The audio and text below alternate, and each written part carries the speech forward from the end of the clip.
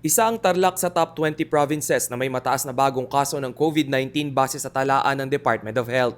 At sa kanilang May 10 COVID-19 tally, 16 ang namatay dahil sa virus sa loob lamang ng isang araw.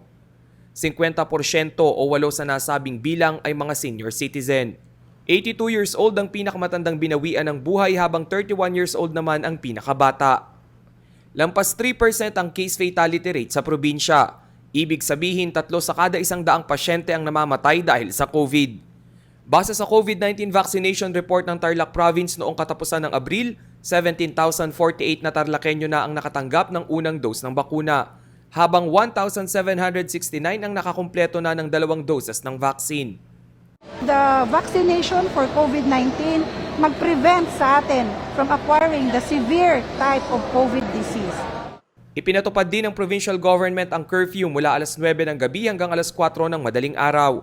Maging ang liquor ban patuloy ang implementasyon hanggang May 15. As of May 10, 2021, 5,552 na ang kumpirmadong kaso sa buong lalawigan.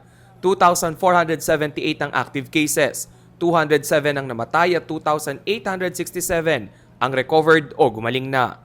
Rainiel Pawid, CLTV News.